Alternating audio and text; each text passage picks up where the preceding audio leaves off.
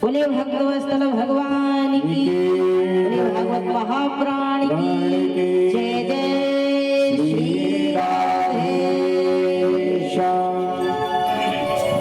तो महाराज आपने अभी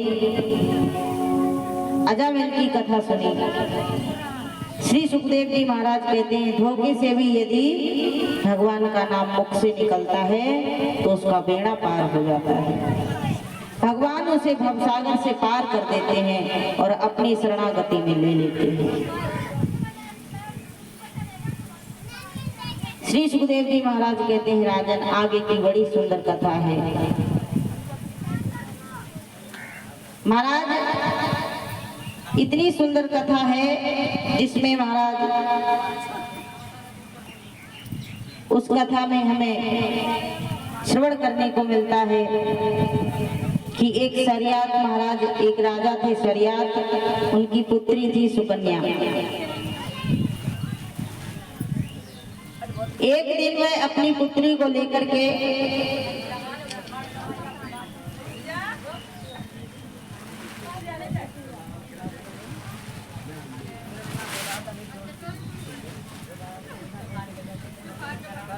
महाराज वो अपनी कन्या सुकन्या को लिए कुछ समय के लिए वन भ्रमण करने के लिए जाते हैं।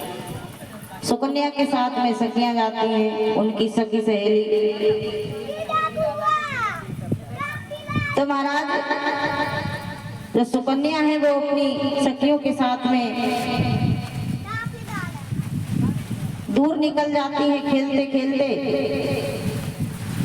महाराज अपनी सेना को लेकर के दूसरी तरफ रुक जाते हैं एक बगीचे में। सुकन्या धीरे धीरे चमन ऋषि के आश्रम पर पहुंच गई और चमन ऋषि महाराज समाधि में बैठे हैं।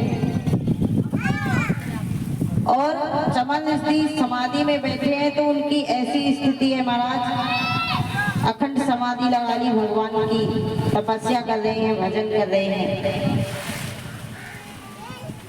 चमन ऋषि के पूरे शरीर को दीमक ने ढक लिया। दीमक ने मिट्टी ऐसी उनके ऊपर, जैसे दीमक होती है ना, तो वो कहीं मिट्टी एकदम सब जगह पैदा हो जाती है, ऐसे पूरा शरीर उनका ढक गया। उनके शरीर पे कीड़े मकोड़े, पूरा शरीर मिट्टी में बंद हो गया, एक चबूतरा नामा बन गया। तो महाराज सुकन्या ने देखा कि ऐसा लगता है कि ये कोई गुफा है, ऐसा लगता है चारों तरफ से कि इसमें कुछ है। चमन ऋषि के शरीर पर चारों तरफ से घास फूस हो गया और उनके जो नेत्र थे, उनके पलक महाराज, पलक उनके चमक रहे थे। सुकन्या ने देखा ऐसा लगता है कि इसमें कुछ है। सुकन्या ने एक कुश को उठाया और उस कुश को उठा करके सुकन्या ने चमन ऋषि के नेत्रों में गड़ा दिया। जब उस कुश को मार दिया तो महाराज चमन ऋषि के नेत्र फूट गए। चमन ऋषि के नेत्र फूट गए। अब तो चमन ऋषि की आंखों से रक्त बहने लगा। चमन ऋषि क्रोधित हो गए, और चिल्लाने लगे, कौन है दुष्ट जिसने मेरे नेत्रों को फोड़ दिया। सुकन्या घबराने लगी बेचारी। राजा को पता चला, राजा आए, उन्होंने देखा इसने तो बड़ा पाप कर दिया है, एक संत का अपमान कर दिया महाराज, उनकी आंख फोड़ दी, इसने तो बहुत बड़ा पाप किया है, इसे दंड मिलना चाहिए। महाराज शरियात ने, जो राजा है शरियात, उन्होंने अपनी पुत्री सुकन्या का विवाह पानी ग्रहण संस्कार उनके साथ में करा दिया कि आज से तुम इनकी पत्नी हो और तुम इनकी सेवा करोगी। सुकन्या ने कुछ भी नहीं कहा, चमन ऋषि को अपने पति के रूप में स्वीकार कर लिया। राजा चले जाते हैं महाराज और जाकर के अपने राज्य में चले जाते हैं। सुकन्या इधर बड़े अच्छे प्रकार से चमन ऋषि महाराज की सेवा करती हैं, कोई कष्ट नहीं होने देती, उनके पूजा के लिए फल लाती हैं, फूल लाती हैं। कभी महसूस नहीं होने दिया कि उनके नेत्र उन्हें कोई कष्ट हो। एक दिन महाराज क्या हुआ, बहुत समय बीत गया। चमन ऋषि ने कहा, देवी आप मेरी तन मन धन से निष्ठा से बड़ी सेवा कर रही हो, आपके पिता ने यहाँ छोड़ दिया, तुम्हें बिल्कुल कष्ट नहीं हुआ। सुकन्या कहने लगी, महाराज स्वामी कष्ट किस बात का, आप तो मेरे पति हैं। एक दिन महाराज क्या हुआ कि एक सूर्य भगवान के दो पुत्र हैं, अश्विनी कुमार। वो घूमते घूमते चमन ऋषि के आश्रम पर पहुंच गए।